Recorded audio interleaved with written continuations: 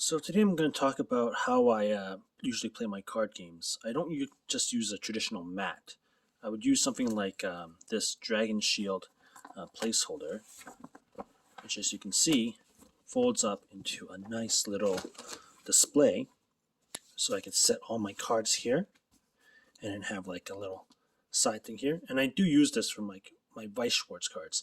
A little background about myself. I haven't had any time to play many card games. I'm more of a collector through 2020. It's just everything I buy keeps on going up in value, so I kept on working and buying cards. So yeah, this thing is great. I can hold my card game and move on. But a card game I've noticed recently is Flesh and Blood, which has set pieces already in play that you keep separate from your main deck that you shovel.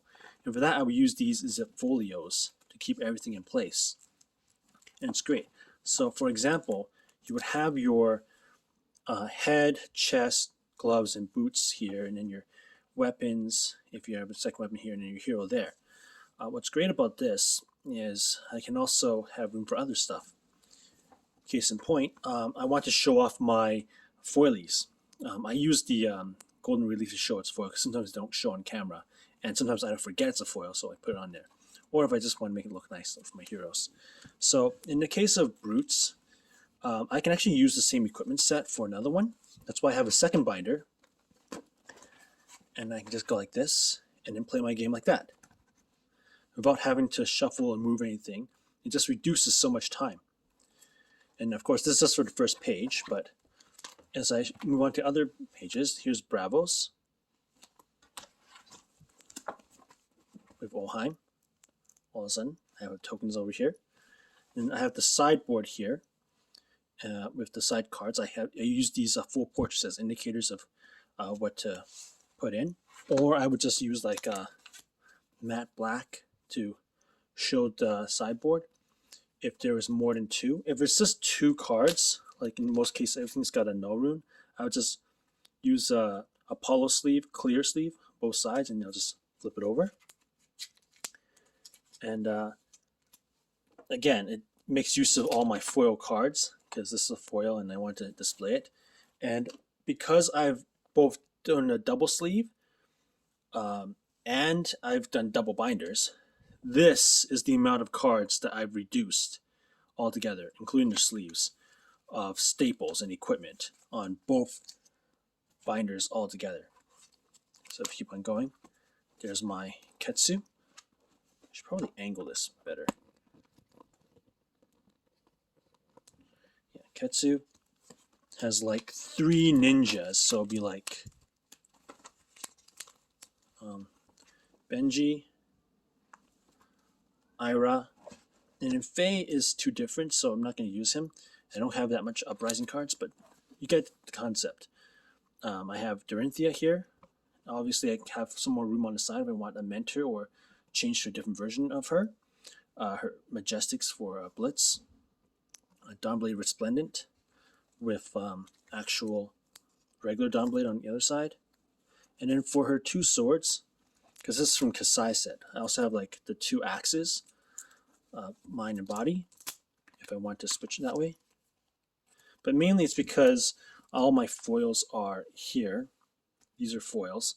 And I don't want to keep on moving them all. I want to keep them all in one place. So, where is it? Kasai here, got the copper.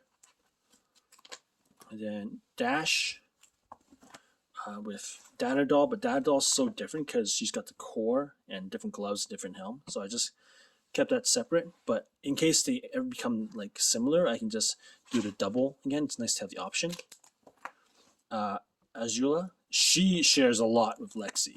Like all these, I would use the same for Lexi. And of course, on the sideboard, I would have like her swappables if I want to, her second swappables, and then her tokens.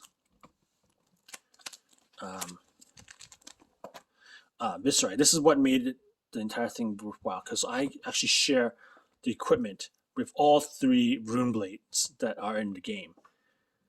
So there's Viscerai. All of a sudden, Kano, he's all set up. Okay. And then Briar with her tokens. She's all set up. She shares pretty much basically the same. Again, sideboard flipped over cards. Main card that I would swap over would be the Snapdragons for Briar. And then Kano is like all foiled. All his stuff I somehow got foiled, so of course I'll keep him there. I don't know what Icelander I would use that, but it's just nice to have the option again. I'm almost done here. Here is a perfect example of why I would use a binder, because this is my Cheyenne, and obviously I keep her in this thick top loader with the bag, and then spring tunic. So if I ever want to switch to like a real constructed deck, I'll just put my stuff put on top and then we'll have the game there. But still the same concept of having the base stuff ready. And this is still foil too, so that makes sense. Prism, lots of foils, foil, and then other stuff too. I think she can be related with Dromai. Dromai's got like 3 tokens available. And again, if not, then I can also swap off her gloves over there if I need to. But I think that's pretty much it. Oh no, I also have Bolton. He's got foils.